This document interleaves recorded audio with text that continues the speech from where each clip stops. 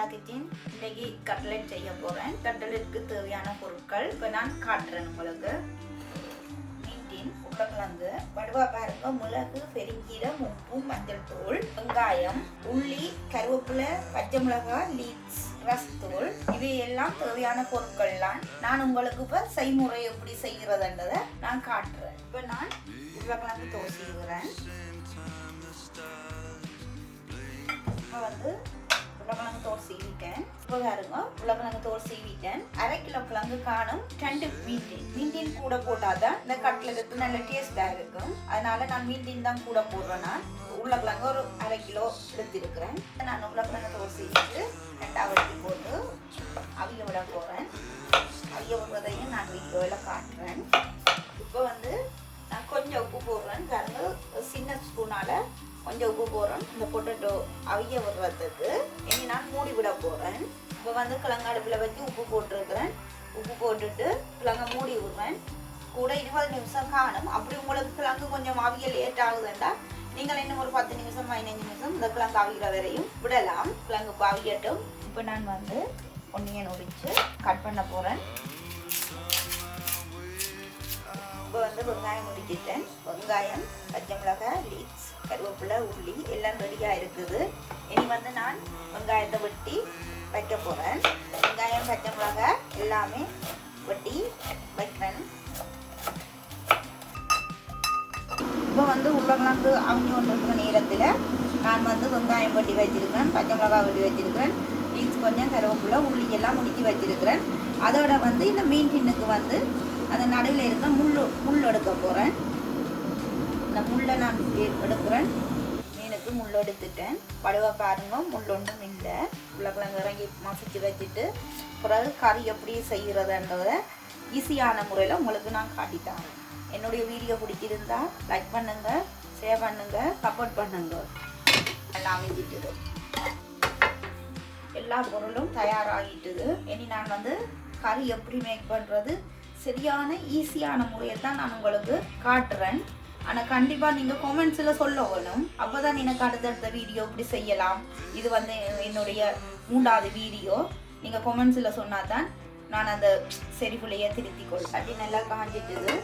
நான் இனி 50 மில்லியன் எண்ணெய் விடுறேன். காணும் எண்ணெய் கணக்கு சேர்க்க தேவையில்லை. இன்னும் கொஞ்சம் கொதிச்சு வர நான் இப்போ பெருஞ்சீரகம் போடுறேன். கொஞ்சம் வதங்க வாசம் கொண்டு வாரத்துக்காக கொஞ்சம் பொரிக்க விடுவேன். அடுத்தது இங்கே பாருங்க, சின்ன சின்னதாக தான் இந்த ஒன்னியனை வெட்டினான், வெங்காயம் வெட்டினான். இந்த வெங்காயத்தை நான் இப்போ வதங்க விடுவேன். வதங்க விட்டுட்டு பச்சை மிளகாயையும் போடுறோம். நாங்கள் கொஞ்சம் உரைப்பு கூட சாப்பிட்றதால நான் இந்த பச்சை மிளகாயை தான் கூட சேர்க்கிறேன். நீங்கள் உங்களுக்கு ஏற்ற மாதிரி உரைப்பு சாப்பிடாதவையும் இருப்பினும் அதனால நீங்கள் ஒரு 2-3 சில்லிய மிளகாயை வெட்டலாம். நான் ஒரு 10 மிளகாய் கிட்ட வெட்டினான். வெங்காயம் வதங்கி கொண்டு வருது. ஈஸியான முறை தான். ஆனால் நான் கணக்க எண்ணெயும் விடையில. இதை பாருங்க, வெங்காயம் வதங்கி கொண்டு வருது. கொஞ்சம் உப்பு சேர்த்தால் இந்த வெங்காயம் கொஞ்சம் டக்குன்னு வதங்கிடும். நான் எங்கட கட்லெட்டுக்கு கணக்கான உப்பை தான் சேர்க்கிறேன். இதில் அளவு சொல்லிடலாமல் இருக்குது. என்னன்னு சொன்னால் நாங்கள் 2 பீஸ் 1/2 கிலோ உருளைக்கிழங்கு எல்லாம் செய்கிறோம். அதனால் நான் கொஞ்சம் உப்பு போட்டேன்னா அப்புறம் டேஸ்ட்டை பார்த்துட்டு உப்பு காணாட்டி போடுவோம். என்னென்னா முதல்ல உருளைக்கிழங்குக்கும் உப்பு போட்டு அவிய விட்டேன் நான். அதனால் கறியை செய்து போட்டு டேஸ்ட்டை பார்ப்பேன். வெங்காயம் கொஞ்சம் வதங்கி கொண்டு வந்துட்டுது. நான் இந்த கருவேப்பிலையை போடுறேன். போட்டுட்டு இந்த லீட்ஸையும் போடுறேன். என்னென்னா நான் வெங்காயம் கணக்க வதங்கக்கூடாது. வதங்கினா அந்த மீன் கட்லெட் டேஸ்ட்டு பெருசாக இருக்காது. வெங்காயம் கொஞ்சம் டேஸ்ட்டாக கடிபடைக்க கொஞ்சம் நல்ல டேஸ்ட்டாக இருக்கும். அதனால நான் வெங்காயம் முழுமையான வதங்குறையில். ஆனால் உங்களுக்கு செய்து பார்க்க வெங்காயம் கொஞ்சம் வதங்க விடுமாண்டா நீங்கள் கொஞ்சம் வதங்க விடலாம். ஆனால் இந்த பதம் கொஞ்சம் நல்ல டேஸ்ட்டாக இருக்கும். இதோட உள்ளி கொஞ்சம் போடுவேன். உள்ளியும் போட்டு கொஞ்சம் வதங்க விடுவேன். வெங்காயம், பச்சை மிளகாய், கருவேப்பிலை, உள்ளி எல்லாம் போட்டு வதங்க விட்டு நான் இந்த பதத்தில் தான் லீட்ஸையும் போடுவேன். நாங்கள் லீஃப் போட்டு கொஞ்சம் செய்கிறேன், நீங்களும் லீஃப் போடாமல் செய்யலாம். அதை நான் இன்னும் ஒரு வீடியோவில் உங்களுக்கு காட்டித்தாரேன். இந்த லீஃப் போட்டால் என்ன, இந்த வாசம் பெருசாக மணக்காது. தான் நான் இந்த லீஃப் போட்டேன். நான் படிவாக இருக்க திரும்ப ஒருக்கா கேளுங்கோ. வெங்காயம், பச்சை மிளகா, உள்ளி, கருவேப்பிலை, லீஃப்ஸ் எல்லாம் போட்டு நல்ல வடிவாக வதங்க விட்டுட்டேன். நான் வந்து கொஞ்சம் மஞ்சள் தூள் போடுவேன். கொஞ்சம் மஞ்சள் தூள் போட்டு மிக்ஸ் பண்ணிவிட்டு இப்போ வேலைங்க எல்லாம் மஞ்சள் தூள் போட்ட உடனே ஒரு கலர் ஒன்று வந்துருக்குது. இனி வந்து நான் முள் எடுத்து வச்ச மீட்டில் இதில் நான் போட்டு நல்லா மிக்ஸ் பண்ண போகிறேன்.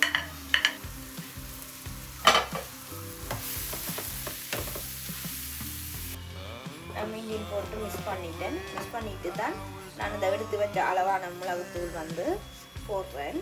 மிளகுத்தூளை போட்டு மிக்ஸ் பண்ணி போட்டு மிக்ஸ் பண்ணிட்டேன். அவிச்சு வச்ச உருளைக்கிழங்க போடுவேன்.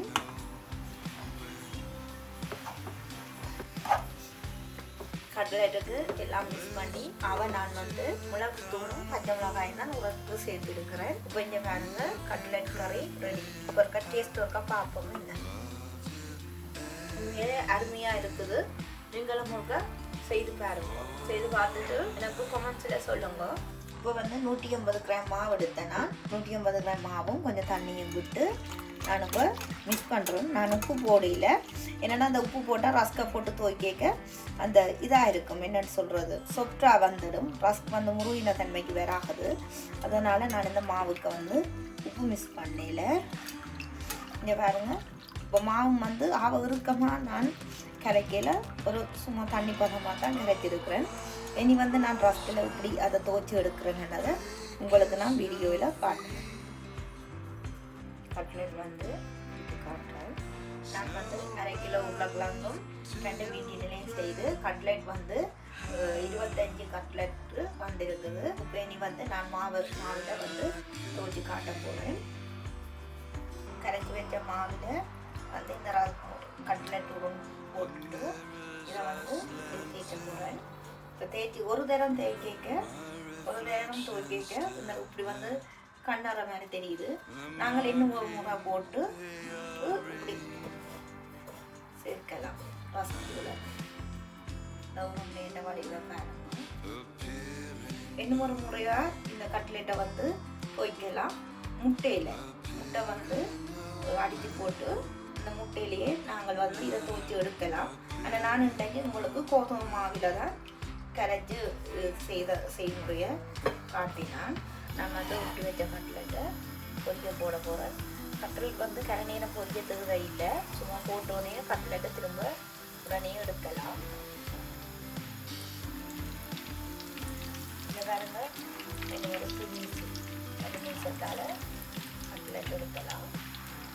அது மாதிரி கட்லெட் வந்து கரநீரம் பொரியோட தேவையில்லை. இங்கே வந்து நல்ல மொறுப்பான தன்மையில் கட்லெட் இருக்குது. அதை எடுத்துக்கிறேன்.